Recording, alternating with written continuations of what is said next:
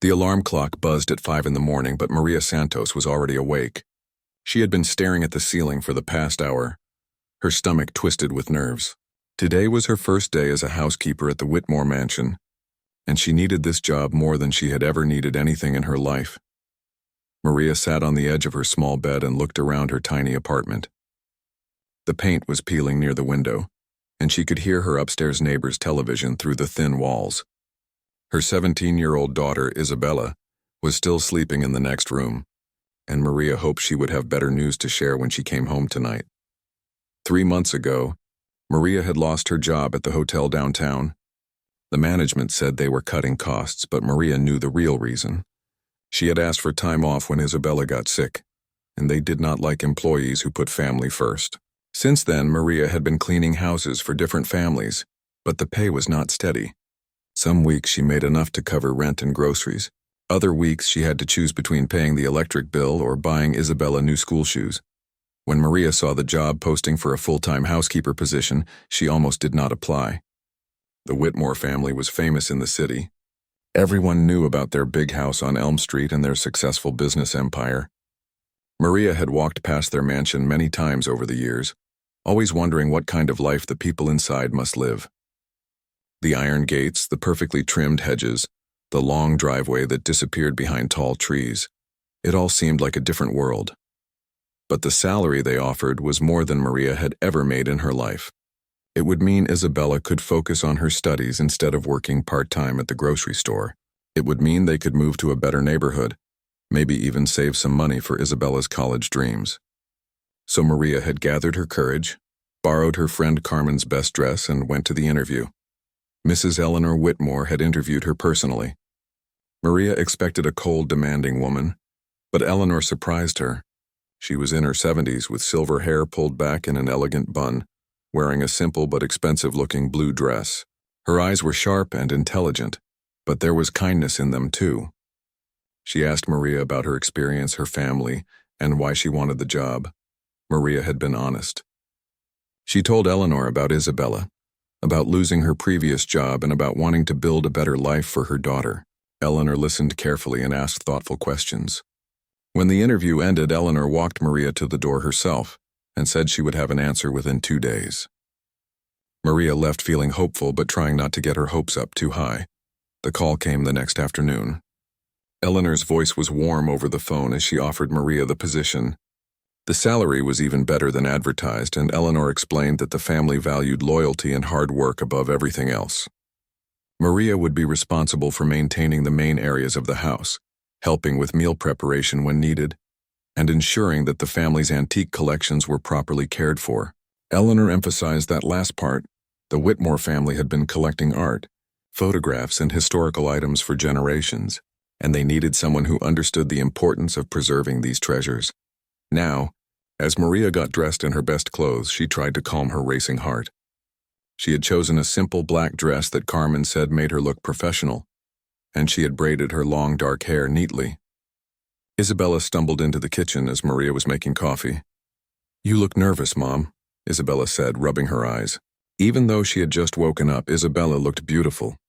She had inherited Maria's dark eyes and olive skin, but she was taller and carried herself with more confidence than Maria ever had at that age. "I am nervous," Maria admitted, pouring coffee into her travel mug. "This job could change everything for us, mija. But what if I mess something up? What if they realize they made a mistake hiring me?" Isabella hugged her mother tightly. "Mom, you are the hardest working person I know. You clean better than anyone. You pay attention to details, and you actually care about doing a good job. They are lucky to have you." Maria smiled and kissed her daughter's forehead. "I love you. Study hard today, okay? Maybe tonight we can celebrate with pizza." The drive to the Whitmore mansion took 20 minutes through increasingly wealthy neighborhoods. Maria watched as the houses got bigger and the lawns got more perfect. When she finally turned onto Elm Street, her breath caught in her throat. The Whitmore mansion was even more impressive up close than it had been during her interview. The house was a massive Victorian structure with 3 stories, painted in soft cream with dark green shutters. Tall windows reflected the morning sunlight, and the wraparound porch was decorated with hanging flower baskets. The gardens were absolutely perfect, not a single weed visible. Every flower bed arranged like a work of art, Maria parked her old Honda in the employee parking area behind the house, feeling like her car looked out of place among the luxury vehicles in the main driveway. Eleanor met her at the back door with a genuine smile. "Maria, welcome to your first day. I hope you are ready for a tour of your new workplace." The inside of the mansion was even more breathtaking than the outside. Maria followed Eleanor through room after room, each one more elegant than the last. The main hallway had marble floors and a crystal chandelier that probably cost more than Maria's yearly rent. The living room was filled with antique furniture that looked like it belonged in a museum. Every surface was decorated with beautiful objects: vases, sculptures, picture frames, and books that looked centuries old. "The most important thing to remember," Eleanor said as they walked through the formal dining room, "is that everything in this house has a story. My family has been collecting these pieces for over 100 years. Some items are worth a lot of money, but they are all priceless to us because of their history." Maria nodded, feeling overwhelmed but determined. Eleanor showed her where all the cleaning supplies were kept, explained the family's daily routine, and introduced her to the cook, Mrs. Patterson, who had been working for the Whitmores for 15 years. "Do not worry about breaking anything," Eleanor said gently when she noticed Maria's nervous expression. "Accidents happen and we understand that. What matters is that you care for our home with respect and attention." As Eleanor left Maria to begin her work, Maria stood in the grand foyer and took a deep breath. The house smelled like lemon polish and fresh flowers. Sunlight streamed through the tall windows, creating patterns on the polished wood floors. For the first time in months, Maria felt something she had almost forgotten: hope. She had no idea that in just a few hours, she would see something that would turn her entire world upside down. Maria's first week at the Whitmore mansion had gone better than she ever expected. Mrs. Eleanor was patient and kind, always taking time to explain the history behind different objects in the house. The cook, Mrs. Patterson, had become a friendly face who shared stories about the family over coffee breaks. Even Mr. James Whitmore, Eleanor's son who visited twice that week, had been polite and welcoming. By the second week, Maria had fallen into a comfortable routine. She started each morning in the kitchen, helping Mrs. Patterson prepare breakfast and organize the day's meals. Then she would move through the house room by room, dusting, vacuuming, and making sure everything was perfect. The family had specific ways they liked things done, and Maria was a quick learner. Today felt different, though. Eleanor had left early for a doctor's appointment, and Mr. James was traveling for business. The house was quieter than usual, with only Maria and Mrs. Patterson moving through the halls. Maria decided this would be the perfect day to give the grand staircase extra attention. It was the centerpiece of the mansion's entrance, and Eleanor had mentioned that important guests would be visiting next week. The staircase was truly magnificent. Made of dark mahogany wood with an ornate banister, it curved gracefully from the marble foyer up to the second floor. But what made it really special were the walls alongside it. They were covered with dozens of family photographs, some dating back to the early 1900s. Eleanor had explained that these photos told the story of the Whitmore family through the decades. Maria started at the bottom, carefully dusting each frame with a soft cloth. She had looked at these photos before during her first tour, but today she had time to really study them. There were wedding pictures, family gatherings, business celebrations, and charity events. The oldest photos were formal and serious, with people dressed in Victorian clothing. As the years progressed, the clothing became more modern and the poses more relaxed. She worked her way up slowly, taking extra care with each frame. Some photos were in color, others in black and white.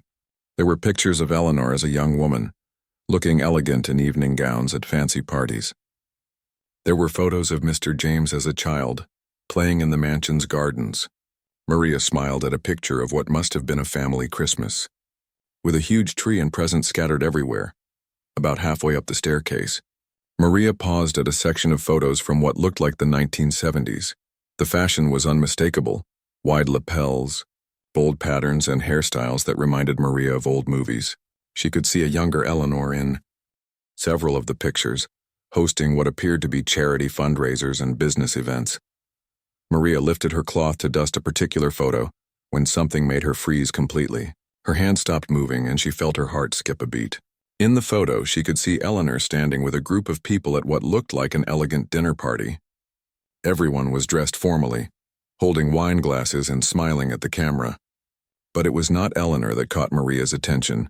Standing next to Eleanor was a young woman who looked exactly like Maria's mother. Maria's hands began to shake as she stared at the photograph. The woman had the same dark hair, the same olive skin, the same delicate features that Maria remembered from old pictures of her mother when she was young. But it was not just the general resemblance that shocked Maria, it was the specific details that made her feel dizzy. The woman in the photo had a small birthmark on her left wrist, exactly like the one Maria's mother had carried her entire life. Maria had asked about that birthmark many times as a child, and her mother had always just smiled and said it was her special mark. In the photo, the woman was wearing an elegant black dress, and when she raised her wine glass, the birthmark was clearly visible. Maria set down her cleaning cloth with trembling hands and looked more closely at the photo. The woman's smile was identical to her mother's smile, a little shy with one corner of her mouth lifting slightly higher than the other. Her posture was the same too, the way she held her shoulders back but kept her head tilted slightly down, like she was not quite comfortable being photographed. "This cannot be possible," Maria whispered to herself. But even as she said it, she knew she was looking at her mother. Her mother, Rosa Santos, who had died 5 years ago from cancer. Her mother, who had always been secretive about her past before she married Maria's father. Her mother, who claimed she had worked as a seamstress and lived a simple life before starting her family. But the woman in this photo was not dressed like a seamstress. She was wearing expensive jewelry and standing comfortably among people who were clearly wealthy and influential. She looked like she belonged in this world of luxury and privilege. Maria's mind raced as she tried to make sense of what she was seeing. Her mother had always been vague about her life before marriage. When Maria asked questions about her childhood or her family, Rosa would change the subject or give short, unclear answers. She had told Maria that her parents died when she was young and that she had no siblings. She said she came to America alone, looking for a better life, and met Maria's father soon after arriving. But looking at this photo, Maria realized her mother had been lying about something. No young seamstress would have been invited to a fancy party with the wealthy Whitmore family. No working-class immigrant would have been wearing the kind of jewelry Maria could see glinting in the photograph. Maria looked around the empty hallway, her heart pounding. She felt guilty for studying the photo so intently when she was supposed to be working, but she could not look away. She needed to understand how her mother could possibly be in a family photograph at the Whitmore mansion. She studied the other people in the photo, looking for clues. Eleanor looked to be in her 30s, which would make this photo about 40 years old. That timeline matched when her mother would have been young. But how did a poor immigrant seamstress know one of the wealthiest families in the city? Maria noticed something else that made her stomach drop. In several other photos from the same time period, she could spot the same woman, her mother, appearing at different events. In one picture, she was sitting at a formal dinner table with the Whitmore family. In another, she was standing in the mansion's garden during what looked like a summer party. She was not just a guest at one event. She appeared to be a regular part of the family's social life. The more Maria stared at the photos, the more questions filled her mind. Why had her mother never mentioned knowing the Whitmore family? Why had she lied about her past? And most importantly, why was Maria only discovering this now, while working as a housekeeper in the very house where her mother had once been a welcomed guest? Maria heard footsteps downstairs and quickly picked up her cleaning cloth, pretending to dust while her mind continued racing.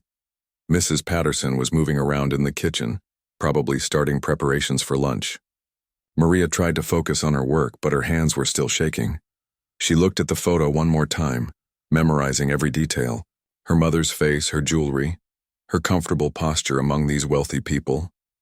It was all evidence of a life that Rosa had never shared with her daughter.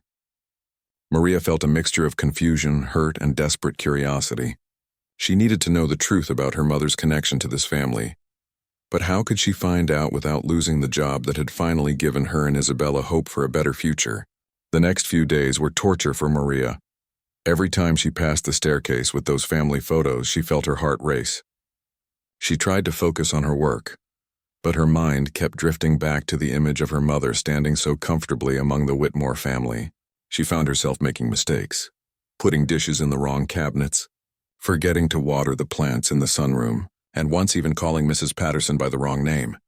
"Are you feeling all right, dear?" Mrs. Patterson asked during their coffee break on Thursday morning. "You seem distracted lately." Maria forced a smile and nodded. "Just tired, I think. Isabella has been staying up late studying for her exams, and I have been helping her." It was partially true. Isabella was studying hard, but that was not what was keeping Maria awake at night. She lay in bed thinking about her mother, trying to remember any clues from her childhood that might explain the photos. But Rosa had been so careful to keep her past hidden. Even when she was dying in the hospital, she had not shared any secrets with her daughter. On Friday afternoon, Eleanor left for a weekend trip to visit friends in another city. Mr. James was still traveling for business, which meant Maria would be alone in the house except for Mrs. Patterson, who left every day at 3 o'clock. This was Maria's chance to look more carefully at those photographs. After Mrs. Patterson said goodbye and drove away, Maria climbed the staircase slowly. Her heart was pounding and she felt guilty for what she was about to do. But she needed answers. She needed to understand how her mother fit into this wealthy family's life. Maria started with the photo that had first caught her attention.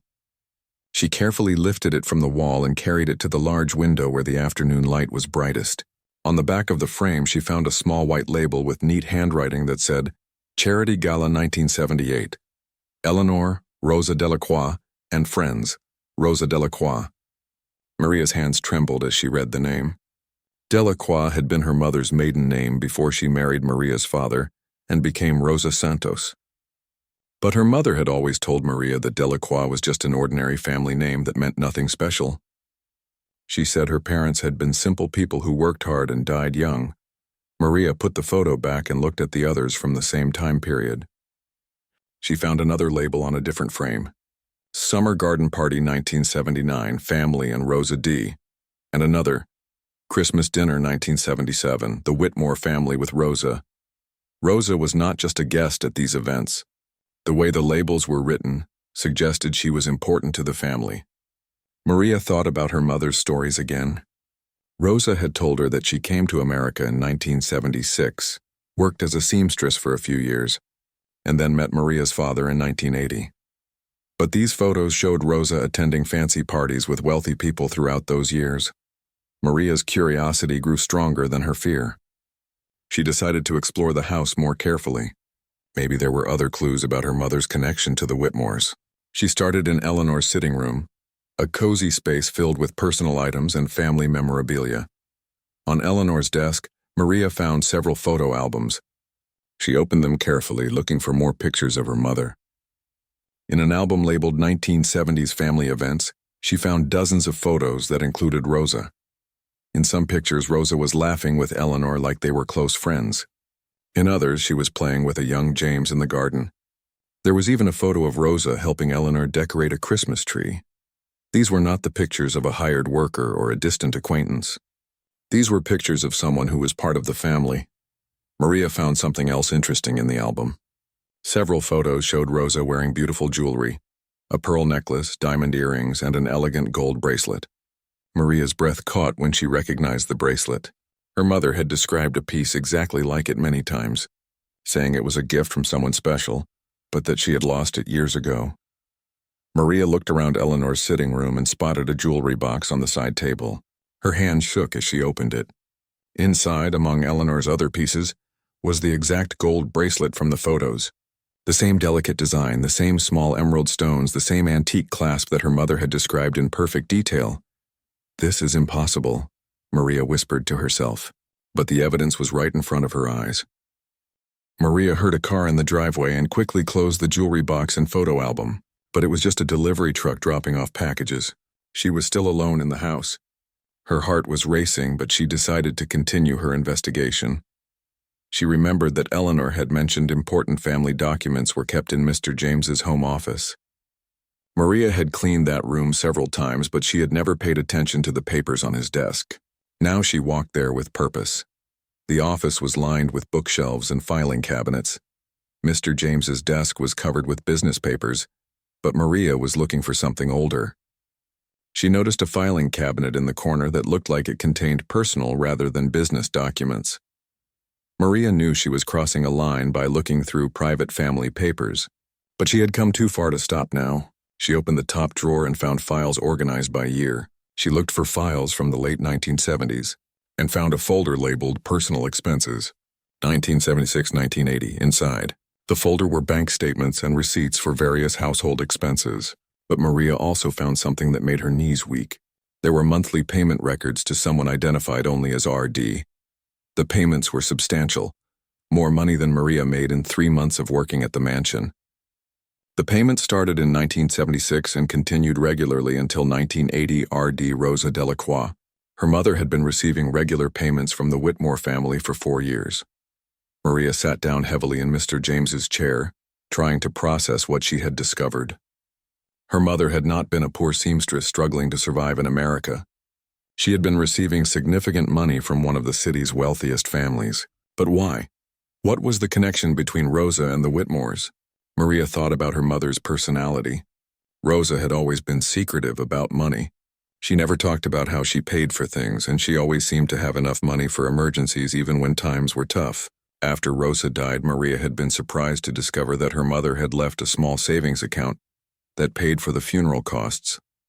Rosa had lived modestly, but she had never seemed to struggle financially the way other single mothers did. Maria found more documents in the file. There were letters between Eleanor and someone at a law firm, discussing arrangements for RD and ongoing support payments. The language was formal and legal, but Maria could understand enough to know that these payments were part of some kind of official agreement. One letter from 1980 caught Maria's attention. It mentioned RD's decision to end the arrangement and final settlement payment. The date on the letter was just a few months before Maria was born. Maria's mind raced as she tried to piece together the timeline. Her mother had been receiving payments from the Whitmore family from 1976 to 1980. The payments stopped around the time Maria was born. Her mother had always been vague about how she met Maria's father and why she decided to start a family when she did. Had her mother's decision to have a child somehow ended her relationship with the Whitmore family? And if so, what was that relationship in the first place? Maria carefully put all the documents back exactly as she had found them and closed the filing cabinet. She walked back to the staircase and looked again at the photos of her mother. Rosa looked happy in these pictures, comfortable and relaxed. She looked like she belonged in this world of wealth and privilege. But something had happened in 1980 that changed everything. Rosa had stopped attending Whitmore family events, stopped receiving payments, and started a completely different life as Maria's mother. She had kept this secret for over 40 years, taking it to her grave. As Maria finished her work for the day, she realized she had uncovered a mystery that was bigger than she had imagined. Her mother had not just known the Whitmore family. She had been deeply connected to them in some way that required regular payments and legal agreements. But what was that connection? And why had her mother chosen to walk away from it all? Maria could not concentrate on anything over the weekend. She barely slept, her mind constantly racing with questions about her mother's secret life. Isabella noticed her mother's strange behavior and asked several times if everything was okay, but Maria could not bring herself to share what she had discovered. How could she explain that everything they thought they knew about Rosa was probably a lie? On Monday morning, Maria arrived at the mansion earlier than usual. Eleanor was supposed to return from her weekend trip that afternoon, and Maria wanted to have time to look at the photos once more before her employer came home. She needed to be absolutely certain about what she had seen. Mrs. Patterson was not due to arrive until 9 o'clock, so Maria had the house to herself. She went straight to the grand staircase and studied the photographs again. In the morning light, the resemblance between the woman in the photos and her mother was even more obvious. There was no doubt in Maria's mind. This was Rosa. Maria took out her phone and carefully photographed several of the pictures, making sure to capture the labels on the back that identified her mother as Rosa Delacroix. She wanted evidence of what she had found, in case she needed to prove it to someone later. She was so focused on taking pictures that she did not hear the front door open. "Maria?" Eleanor's voice came from the foyer below. "What are you doing?" Maria's heart nearly stopped. She quickly put her phone away and picked up her cleaning cloth, but she knew it was too late. Eleanor had seen her taking photos of the family pictures. "Mrs. Whitmore," Maria said, her voice shaking. "I did not expect you back so early. I was cleaning the frames." Eleanor walked slowly up the staircase, her eyes never leaving Maria's face. She was wearing a gray traveling dress and carrying a small suitcase, but she set it down on the stairs and continued climbing toward Maria. "Were you cleaning, or were you taking photographs?" Eleanor asked quietly. Her voice was not angry, but there was something in her tone that made Maria feel like a child caught stealing. Maria felt tears building in her eyes. She was going to lose this job, and with it all the hope she had built for Isabella's future. "Mrs. Whitmore, I can explain." "I think you better," Eleanor said, stopping just one step below Maria. "Those are private family photographs." "Maria, why were you taking pictures of them with your phone?" Maria looked down at the photo she had been studying, the one showing Rosa at the 1978 charity gala. Her hands were trembling, but she had come too far to back down now. "Because that woman in the photo," Maria said, pointing with a shaking finger, "that is my mother." Eleanor's face went completely pale. She grabbed the banister for support and stared at the photograph, then back at Maria. For a long moment, neither woman spoke. "That is impossible," Eleanor whispered, but her voice lacked conviction. "Her name was Rosa Delacroix," Maria continued, the words pouring out now. "She died 5 years ago. She always told me she was a seamstress who came to America alone. But she is in your family photos. She is wearing expensive jewelry. She looks like she belonged here. And I found documents in Mr. James's office showing payments to RD from 1976 to 1980. Eleanor's legs seemed to give out, and she sat down heavily on the stairs. She stared at Maria with wide eyes, and Maria could see recognition dawning on her face. "You went through private family documents?" Eleanor asked, but her voice was weak. "I'm sorry," Maria said, tears streaming down her face now. "I know I should not have, but I needed to understand. My mother never told me anything about her past. She lied to me my whole life. And now I find out she knew your family? That you were paying her money? I need to know why." Eleanor was quiet for several minutes, just staring at the photograph. When she finally spoke, her voice was barely above a whisper. "What was your mother's full name?" "Rosa Delacroix Santos. She married my father, Diego Santos, in 1980. Eleanor closed her eyes and took a shaky breath. "And when were you born?" "December 1980. Why does that matter?" Eleanor opened her eyes and looked directly at Maria. There were tears running down her cheeks now, too. "Because," Eleanor said slowly, "Rosa Delacroix was my half-sister." Maria felt like the world had stopped spinning. "What?" "She was my father's daughter," Eleanor continued, her voice growing stronger but still emotional. "My father, Charles Whitmore, had an affair with a young woman named Catherine Delacroix in the early 1950s. When Catherine became pregnant, my father paid for her to move away and raise the child quietly. That child was Rosa." Maria sank down onto the stairs, her legs unable to support her anymore. "That cannot be true." "It is true," Eleanor said. "My father told me about Rosa when I turned 18. He said it was important that I know she existed, in case she ever needed help. He had been sending money to support her and her mother for years." "But the photos," Maria said weakly. "She looks so comfortable here." "She looks like family." Eleanor smiled through her tears. "Because she was family. When Rosa was 21, she contacted my father. She wanted to meet her half-sister, me. I was thrilled to have a sister, even if we had to keep it secret. My mother never knew about Rosa, and my father wanted to protect our family's reputation." Maria tried to process what she was hearing. Her mother had been part of one of the city's wealthiest families. She had been Eleanor's sister. "Rosa used to come to all our family events," Eleanor continued. "She was intelligent, beautiful, and kind. I loved having her in my life. She was like the sister I had always wanted, but we had to be careful. Publicly, she was just a family friend." "Then what happened?" Maria asked. "Why did she leave? Why did the payment stop?" Eleanor's face grew sad. "In 1980, Rosa told me she was pregnant. She had fallen in love with a man named Diego Santos. She said she wanted to start a real family, a normal life. She was tired of being a secret. My father—" "Yes, Rosa came to me and said she wanted to end our arrangement. She said she did not want to raise her child with the burden of a family secret. She wanted you to have a normal life, away from all the complications of being connected to our family." Eleanor wiped her eyes and continued. "My father offered Rosa a large settlement, enough money to start fresh and build a good life for her family. In return, she agreed to never contact us again and never tell anyone about her connection to the Whitmore name. So she took the money and disappeared, Maria said. She took the money and chose love over wealth, Eleanor corrected gently.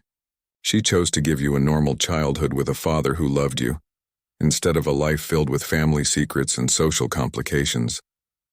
Maria felt overwhelmed by emotions she could not even name. Her mother had sacrificed a life of luxury to give Maria what she thought was a better life. But she had also kept this incredible secret, even until her death. I do not understand, Maria said. If Rosa was your sister and I am her daughter, then what am I to you? Eleanor reached over and took Maria's hand. You are my niece, she said softly. You are family, and I have been looking for you for 25 years. The two women sat on the staircase together, both crying, both trying to understand how fate had brought them together in such an unexpected way. Maria had come to this house looking for a job to support her daughter. Instead, she had found a family she never knew existed. For the first time in her adult life, Maria did not know what to say. She sat on the stairs of the grand mansion, holding hands with a woman who had just told her they were family. Everything she thought she knew about her life had changed in the span of one conversation. I need to call James, Eleanor said finally, wiping her eyes with a handkerchief. He needs to know about this immediately. Mr. James? Maria asked, still feeling confused. But why? Eleanor smiled through her tears. Because he is your cousin, dear, and because there are legal matters we need to discuss. Eleanor helped Maria to her feet and they walked together to the living room. Maria had cleaned this room dozens of times, but now she was sitting on the expensive sofa as a guest, as family. Eleanor poured 2 glasses of water and handed one to Maria before making a phone call. James, you need to come home immediately, Eleanor said into the phone. Something wonderful has happened, but it is complicated. I cannot explain over the phone. Yes, I know you have meetings. James, trust me. Cancel everything and come home today. After hanging up, Eleanor sat across from Maria and studied her face carefully. You look so much like Rosa when she was your age, she said softly. I should have seen it immediately, but I suppose I never expected to find you working in my own home. I still cannot believe this is real, Maria said. My mother was your sister? That means you are my aunt. I am your aunt, Eleanor confirmed. And that means you and Isabella are not alone in this world. You have family. Maria's eyes filled with tears again when Eleanor mentioned Isabella. My daughter. She is your great niece? She is. And I cannot wait to meet her properly. They spent the next hour talking about Rosa. Eleanor shared stories about their time together in the 1970s, how Rosa loved to read books in the garden, how she helped Eleanor plan charity events, and how she was always kind to the household staff. Maria shared her own memories of her mother, her gentle nature, her love of cooking, and how she always seemed to know just what to say when Maria was upset. She never told me any of this, Maria said. Even when she was dying, she kept these secrets. Rosa was protecting you, Eleanor explained. She believed that growing up as part of the Whitmore family would bring complications to your life. She wanted you to find your own path without the pressure of our family name or the gossip that comes with old money. When James arrived that afternoon, Maria was nervous about meeting him as family instead of as his employee. But James was warm and welcoming, just as he had always been. Eleanor explained everything to him, and Maria watched his face change from confusion to amazement to genuine joy. This is incredible, James said, shaking his head in wonder. I have thought about Rosa many times over the years. I always wondered what happened to her and whether she had children. You remember her? Maria asked. Of course I remember her. She used to play games with me in the garden when I was little. She taught me how to make paper airplanes and always brought me books about adventure stories. I loved having her around. James sat down next to Maria and looked at her seriously. Maria, there are things you need to know about your situation now. When Rosa left our family, my grandfather set aside money for her and any children she might have. That money has been sitting in a trust fund for over 40 years. What do you mean? Maria asked. I mean that you and Isabella are entitled to a significant inheritance, James explained. The trust has been earning interest all these years. It is enough to change your lives completely. Maria felt dizzy. How much money are we talking about? Eleanor and James looked at each other before Eleanor answered. Enough that you and Isabella will never have to worry about money again. Enough for Isabella to attend any university she wants. Enough for you to buy a beautiful home and live comfortably for the rest of your life. Maria started crying again, but this time they were tears of relief and gratitude. All those years of struggling to pay bills, of working multiple jobs, of worrying about Isabella's future. It was all going to change. But there is more, James said gently. We want you to be part of our family in every way. This house has plenty of room and you and Isabella are welcome to move in if you want to. Or we can help you find your own place nearby. And, Eleanor added, I have been looking for someone to help me manage our family's charitable foundation. It is work that requires someone who understands what it means to struggle, someone who cares about helping others. Would you be interested in a job like that? Maria could barely speak. You want me to run a charity? I want you to help families the way we should have helped Rosa when she needed us, Eleanor said. I want you to make sure that no single mother has to choose between paying rent and buying groceries for her children.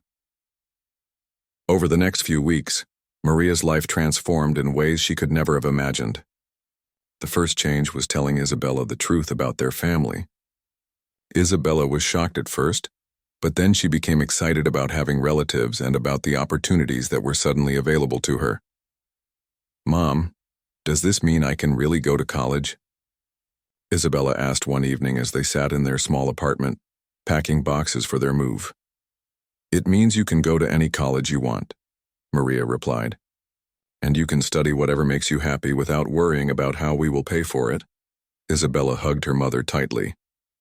I wish Grandma Rosa could have seen this. I wish she could have known that we found our family. I think she did know, Maria said softly. I think she always hoped that someday we would find each other. Maria and Isabella moved into the Whitmore mansion a month later. Eleanor had prepared beautiful rooms for them, and Isabella was enrolled in one of the city's best private schools. The girl who had been working part-time at a grocery store was now studying with tutors and planning for a future at a top university. Maria's new job managing the charitable foundation was challenging but fulfilling. She worked with families in situations similar to what she and Isabella had faced. Single parents struggling to make ends meet, children who needed help with school expenses, and elderly people who could not afford medical care. For the first time in her life, Maria had the power to really help people, and it felt like the work she was meant to do. The most surprising change, though, was how quickly Maria and Isabella fit into the Whitmore family. Eleanor treated Maria like the daughter she had never had, and James welcomed Isabella like she was his own niece. They had family dinners together, celebrated holidays together, and created new traditions that honored both the Whitmore legacy and Rosa's memory. 1 year after Maria first saw her mother's photo on the staircase, the family gathered to unveil a new portrait that would hang in the main hallway. It was a painting of Rosa, created from her favorite photograph showing her in the garden where she had been happiest. She brought us all together, Eleanor said as they stood looking at the portrait. Even after all these years, Rosa found a way to reunite her family. Maria looked around at the faces of the people who had become her family. Eleanor, James, Isabella, and even Mrs. Patterson, who had become like a grandmother to Isabella. Her mother's secret had led to the greatest gift Maria could have imagined. Sometimes the most life-changing discoveries happen when we least expect them. And sometimes the family we have been looking for has been looking for us too.